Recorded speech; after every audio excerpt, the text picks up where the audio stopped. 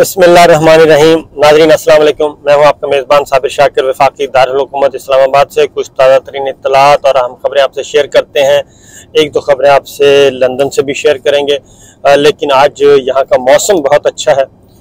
बाहर टेम्परेचर रात को टेम्परेचर माइनस पे चला जाता है, बर्फ़बारी भी होती है, स्नोफॉल भी होता है, हवाएं भी बहुत यकबस्ता हवाएं चलती हैं, लेकिन दिन में बड़ा मज़े का मौसम हो जाता है। सूरज निकलता है, आज काफ़ी अर्से के बाद सूरज निकला। हम भी ज़रा बाहर निकले हैं कि थोड़ा सा चेंज किया जाए माहौल और थोड़ा सा आज़ाद फ़िज़ाओं में भी सांस ली जाए। वेदर बहुत अच्छा, तो आप भी जहाँ कहीं भी हैं अपने अपने इलाकों में अपने वेदर को एंजॉय करें। मुझे पता है कि इस्लामाबाद और पंजाब में इस वक्त धुंध बहुत ज़्यादा है और मोटरवेज़ वहाँ पे तो मसाइल हैं, लेकिन यहाँ पे ये है कि सहूलतें वगैरह बहुत हैं। यहाँ पे जो मामू वाला ज़िंदगी हैं वो मफलूज नहीं होती हर तरह से। हमने पाकिस्तान में तो देखा है कि पाकिस्तान में बर्फ़बारी होती है, स्नोफॉल होता है, रोड ब्लॉक हो जाते हैं, लेकिन यहाँ मैंने कल एक बहुत अच्छी चीज़ देखी कि यहाँ बाकायदा तौर पे नमक जो है वो सड़कों पे फेंका जाता है, और ताकि स्नोफॉल हो तो उसके बाद ट्रैफिक रवानी से चलती रहे, फिसलन ना हो, गाड़ियाँ स्लिप ना हो। पाकिस्तान में भी ये सारी सहूलतें तो हैं, लेकिन हमारे यहाँ बदकिस्मती से ये होता है कि हम नमक कागज़ों में तो नमक डालते हैं, रिकॉर्ड में हम डालते हैं, लेकिन इनफैक्ट वो खाया पिया जाता है और वो हज़म हो जाता है। ये सारी चीज़ें, यही फ़र्क है कि जो मगरबी ममालिक हैं, यूरोप है, वो तरक्की की तरफ गामज़न है और हम तनज़्ज़ुली की तरफ गामज़न है। इसकी वजह ये है हर जगह पे करप्शन जो है उसने डेरे डाले हुए हैं, और हमारे यहाँ करप्शन को बुरा भी नहीं समझा जाता, और न सिर्फ बुरा नहीं समझा जाता बल्कि करप्ट माफिया जो है वो कहाँ जहाँ कहीं भी हो वो फिर इकट्ठा हो जाता है। इकट्ठा होने के बाद फिर आगे उनके ऊपर ताने बाने सबके एक होते हैं, एक दूसरे को लुक आफ्टर करते हैं और कोशिश करते हैं कि कोई भी करप्ट जो है, कोई बड़ा करप्ट जो है वो कानून के नरगे में ना आए, उसको सजा न मिले। एक दूसरे को लुक आफ्टर किया जाता है, एक दूसरे को बचाया जाता है, और यही कुछ रिजीम चेंज ऑपरेशन में हुआ है।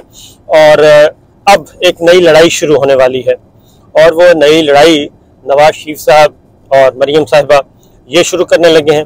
और जजेस, ऑनरेबल जजेस के जो हैं उनके लिए कोई अच्छी खबरें नहीं हैं, और जर्नैलों के लिए अच्छी खबरें नहीं हैं। अफवाज पाकिस्तान के जर्नैलों के लिए, अफवाज पाकिस्तान के लिए, ब्यूरोक्रेट्स के लिए अच्छी खबरें नहीं हैं, क्योंकि एक बहुत ही खूनी किस्म की, खौफनाक किस्म की, जहरीली किस्म की इलेक्शन कैंपेन तैयार की जा रही है। और उस इलेक्शन कैंपेन का बुनियादी मकसद, ये बज़ाहिर इलेक्शन कैंपेन होगी, इंतखाबी मुहिम होगी। मरियम साहिबा वापस पहुँच रही हैं इस महीने के आखिर में, लेकिन उनकी फरमाइशें, उनकी ख्वाहिशात जो हैं वो बहुत अजीब व गरीब किस्म की हैं, और मुकम्मल तौर पे अब हमलावर होंगे वो अफवाज पाकिस्तान पे, जर्नैलों पे और ऑनरेबल जुडिशरी पे, जजेस पे।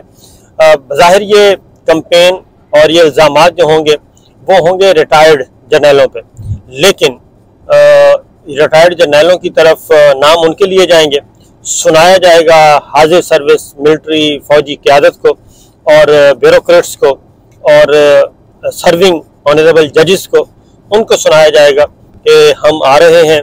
माहौल ऐसा बनाया जाएगा कि बस इक़्तिदार जो है वो हमारे लिए, इक़्तिदार के दरवाजे खुल चुके हैं, अब हमें आने से कोई नहीं रोक सकता।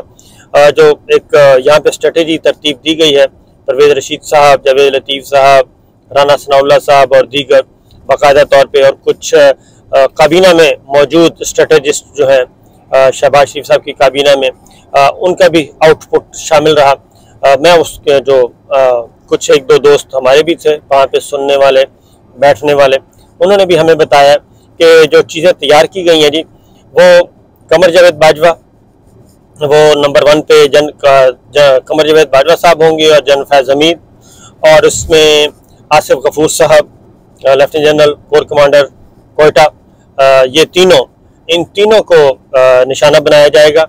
और साथ साथ और एक और मैं बता दूं कि कुछ रिटायर्ड जर्नैल जो हैं वो भी अपना, उनकी भी खदमात हासिल की गई हैं, जो कि इन जर्नैलों के बारे में, ख़ास तौर पे इन जर्नैलों के बारे में कुछ मटेरियल प्रोवाइड करेंगे और वो इलेक्शन कैंपेन का हिस्सा होगा। फिर फैक्ट फोकस की रिपोर्ट जो है अहमद नूरानी साहब की और बाजवा साहब की फैमिली के जो असासाजात, उनको बाकायदा तौर पे इलेक्शन कैंपेन में उछाला जाएगा कि ये हैं बाजवा साहब के मामलात और ये हैं जनरल फैज साहब के मामलात। और चूँकि अब प्रॉक्सीज के ज़रिए मैसेजेस दिए जा रहे हैं और मैसेजेस ये दिए जा रहे हैं कि जी ऑडियोज़ वीडियोज़ हमारे पास हैं, आपके पास हैं तो फिर हमारे पास भी हैं। ऑडियोज़ वीडियोज़ का गंदा धंधा उस पर तो आपको पता है कि ओपनली वो नहीं जाएंगी, वो तो प्रॉक्सीज के ज़रिए, सोशल मीडिया के ज़रिए और डिजिटल मीडिया के ज़रिए और फेक अकाउंट्स के ज़रिए वो फैलाई जाएंगी। लेकिन जो करप्शन के मामलात हैं उनको बहुत उछाला जाएगा और ख़ास तौर पे जनरल कमर जावेद बाजवा आपको बता चुका हूँ, जहाँ फैज़ हमीद हैं, जहाँ आसिफ गफूर साहब हैं, और जुडिशरी में वो पूरे का पूरा बेंच जो है उसको निशाना बनाया जाएगा जिसने पनामा में फैसला दिया था। उसमें साबिक चीफ जस्टिस साहिबान हैं, जस्टिस आसिफ सईद खोसा साहब हैं, चीफ जस्टिस रिटायर्ड गुजार अहमद साहब हैं और दीगर जो 2 जज साहिबान रिटायर हो चुके हैं, जस्टिस एजाज अफसल साहब, जस्टिस अजमत सईद शेख साहब, इन चारों को बहुत निशाना बनाया जाएगा। और जस्टिस एजाजुल एहसन साहब आपको पता है कि मौजूद हैं, बहुत अपराइट हैं, सब के सब ऑनरेबल जजेस अपराइट थे, उनको हदफ बनाया जाएगा और उन पर भी कीचड़ उछाला जाएगा। फिर साकिब निसार साहब को टारगेट किया जाएगा। इसके साथ साथ कुछ अंदरून खाना भी कुछ किरदार ऐसे हैं वो भी इनको सपोर्ट करेंगे। ये सारी एक कैंपेन जो है वो तैयार की गई है। फिर उस जीआईटी को जिस जीआईटी ने पनामा की तहकीकात की थी, खास तौर पे वाजिद ज़ियाद साहब अपनी ज़रा तैयारी रखें जी। वाजिद ज़ियाद साहब को और दीगर जो उसमें शामिल थे, फयाज मंगी साहब हैं आपके, ये जो नैब के ऑफिसर्स थे वो भी उसमें शामिल हैं। ये सब के सब निशाने पे होंगे। ये बज़ाहिर रिटायर्ड अफसरों पे और उन पे तनकीद होगी, लेकिन सुनाया जाएगा हाजिर सर्विस लोगों को।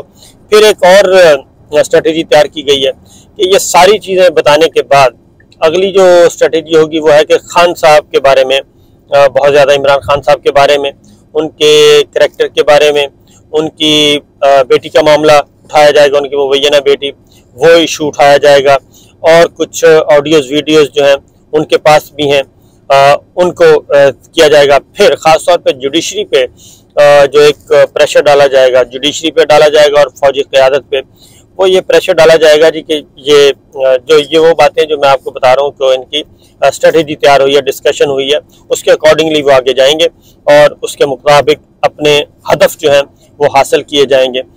जुडिशरी पे ये दबाव डाला जाएगा कि इमरान खान साहब जो हैं वो अनटचेबल हैं और वो लाडले हैं अभी भी सिस्टम के, अभी भी जुडिशरी भी उनको लुक आफ्टर कर रही है, उनको एस्टेब्लिशमेंट भी लुक आफ्टर कर रही है, उनको गिरफ्तार नहीं होने दिया जा रहा। क्योंकि यहाँ पे जो राना साहब ने रिपोर्ट दी है मियाँ साहब को, उसमें ये बताया है कि जी कि हम तो तैयार थे, कई दफ़ा हमने तैयारी कर ली थी खान साहब की गिरफ्तारी की, लेकिन हमें ग्रीन सिग्नल नहीं मिला। और क्योंकि अगर जब तक ग्रीन सिग्नल नहीं मिलता, जब तक रियासती इदारे ऑन बोर्ड नहीं होंगे, तब तक ये मुमकिन नहीं है। और अगर हम उनको उठा लें, गिरफ्तार कर लें और जुडिशरी उनको बेल दे दे तो उसके बाद वो हमारे लिए ज़्यादा ख़तरनाक होंगे। एक और चीज़ भी मरीम साहबा जब वापस जाएंगी, एक और काम भी उन्होंने करना है और वो ये है कि ऐसा माहौल बनाया जाए कि इमरान खान साहब को हर सूरत में गिरफ्तार करवाया जाए। क्योंकि यहाँ पे जो डिस्कशन हुई है उसमें उन्होंने ये कहा है कि जब तक इमरान खान साहब को गिरफ्तार नहीं करवाया जाता तब तक मुमकिन नहीं है कि हम उनकी इलेक्शन कैंपेन में उनका मुकाबला कर सकें। क्योंकि अगर नवाज शरीफ साहब इलेक्शन कैंपेन में नहीं है तो फिर खान साहब को भी नहीं होना चाहिए।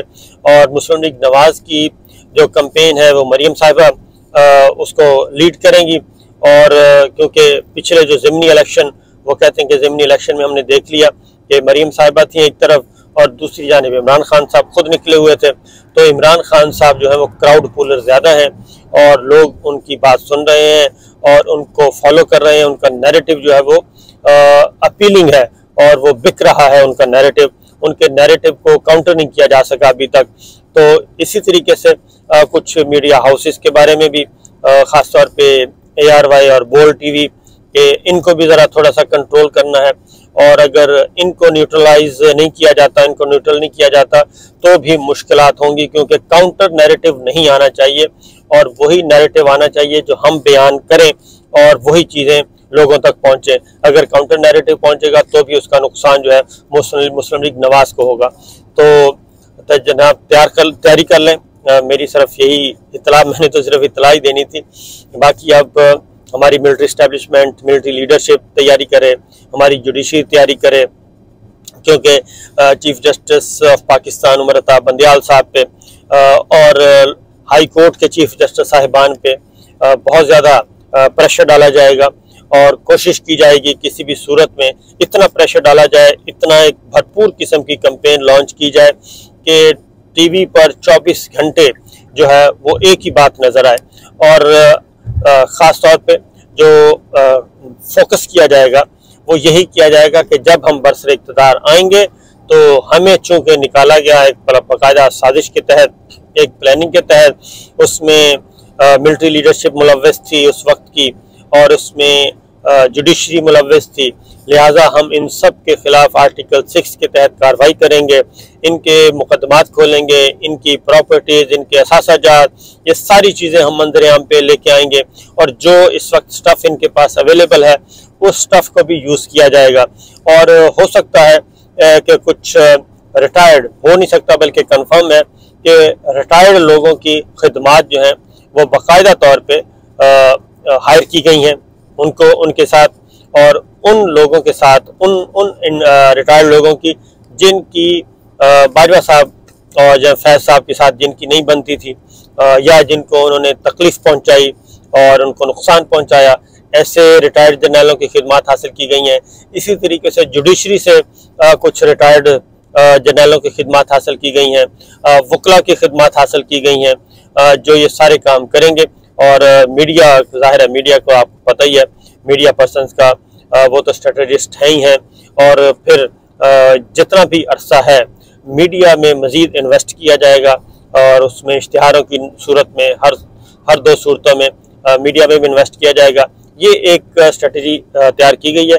अब देखते हैं कि किस तरीके से ये सारी चीज़ें अचीव होती हैं। तो होशियार बाश, इजाज़त दीजिए, अल्लाह हाफिज़।